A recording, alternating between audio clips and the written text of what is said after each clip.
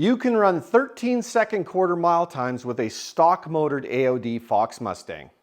I did it. Let me show you how. So the first time I visited the track with my dead stock 88 Mustang, it ran a embarrassing 1589 at, let's say, 88 mile per hour. I was a little startled at how slow it was because I'd had 5-speed Mustangs and they had run like high 14 stock on street tires. Not for an AOD Mustang with the slush box of transmission and really limited power band with the stock 273 gears. So I kept at it. I got home, I did a tune-up, put in new plugs and wires, adjusted the timing, take out the silencer, all the free tricks, and I went back to the track and I was excited because I started to run better. In fact, I ran 1559 at 91 mile per hour, and that was essentially with a tune-up, but I was ecstatic with that. By the end of the season, I was in the low 1550s at about 91 mile an hour, and I had a lot of fun. I learned how to shift the 1D1 shuffle with the AOD, which works really well, and that was the end of that first season. I actually won some trophies with it because the car was really consistent. It was great. On to season 2. The first thing I did is I knew the car was slipping a bit at the line. So I bought some BFG cheap drag radials, and that made a big difference actually. That got me to 1532, around the same here. I think it was probably 92 mile an hour by that point. But those drag radials worked really well at helping me do that. I also installed a Transgo AOD shift kit. Now I'm shifting manually, but the shift kit allowed, when you would punch it from 1 to D, it would make a lot quicker shift. So there was a lot of gain of ET in that as well. So that was absolutely great. By the end of the season, with really great air, I got a 1525 as my final ET that season. So I was ecstatic, and not surprisingly, I was a bit hooked. Again, all stock, other than a shift kit. Big change at the beginning of the next season. I made one change to the car that took it to 1469 at 91.8 mile per hour. What do you think it was? It was 410 gears. So how much of an impact do gears make on an AOD car? About half a second. It was incredible. It was an entirely different driving experience with that one change. So if you're contemplating putting gears in your AOD, I would do at least 410s. Like if you drive on the interstate, you probably have to rethink that, but I would go 410s, 430s, even 456s if you're really looking to get maximum ET out of it. So that was great. Next thing I did was a drag suspension, Lakewood stuff, Lakewood drag struts, 50-50 shocks in the rear, GT springs in the back, 4 cylinders out front, and I did a wheel alignment. And wow, did that all ever make a difference. So now my ET then plummeted from 1460 to 1444, and my mile an hour went up to 94 mile an hour. And all I can figure is that the suspension was working well, but also I didn't add a lot of power. So what happened? It meant that probably the tires, the alignment, the toe, all those things were contributing to scrubbing this car down the track. I'm running with stock 10 holes with stock BFGTAs in the front as well, remember. So feeling good about the progress. We've gone from 1580 or 1590 to 1440. That's a second and a half already.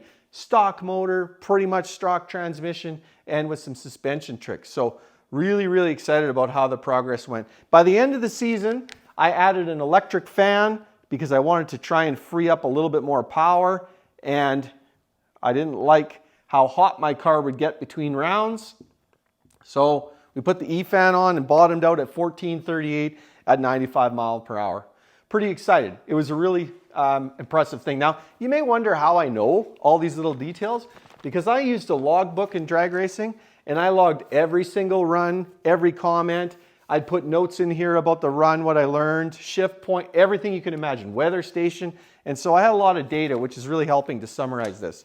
So we ended up with 1438. That's where we ended up at the end of that season. And I knew that, well, if I wanted to get into the 13s, like my target with the stock motor, I had to do a bit more. So I did a home rebuild. This is a lesson for you. Home rebuild. Molly rings, got it machined, assembled it myself, was very meticulous about it. I went to the track, and I ran a 1435. I ran the same ET essentially that I was doing with the old worn out 250,000 kilometer engine, which is like 180,000 miles. What? Well, it just goes to show you that Ford built a pretty stout piece. And perhaps I did some things wrong in the build. I don't think so. But, you know, rebuilding it was not worth the energy. I should have just blown the thing up, to be honest. So that was the reality. So then I got home. I said, well, I thought I'd be in the 13s. No, I wasn't. So I made another significant purchase that had a big impact on ET. The next thing I did, I bought something and I installed it. And it wasn't on the motor, but it made a big impact on ET. That was a 3400 9.5-inch lockup stall from Edge Converters.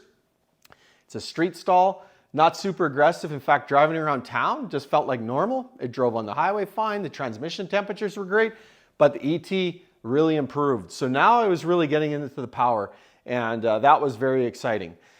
So I knew that getting to the 13s where I was at was not really possible. I needed more power. I hadn't touched anything when it came to the exhaust system. So that was the next thing. BBK shorty headers, X-pipe off-road, Flowmaster 40s and dumps. And here we were. We were into the 13s with the 1397 at 97 mile per hour. So now I was making the power I needed. It was efficient. And I was ecstatic because here I was in the 13s with a stock motor. I was just really, really impressed. So then as the season progressed, I did a few more tricks. One easy thing, it still had stock AC and it still had power steering hooked up.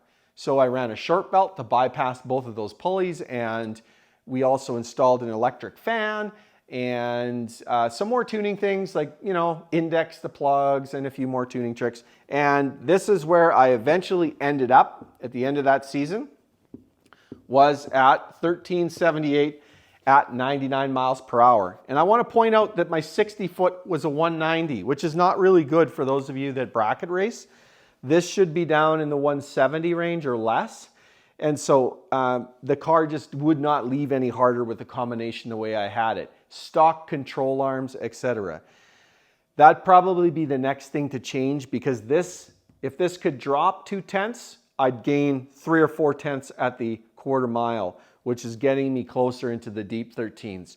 So there you go. Stock motor, AOD with a shift kit, a stall, some gears, some suspension work, E-fan, short belt, and a tune.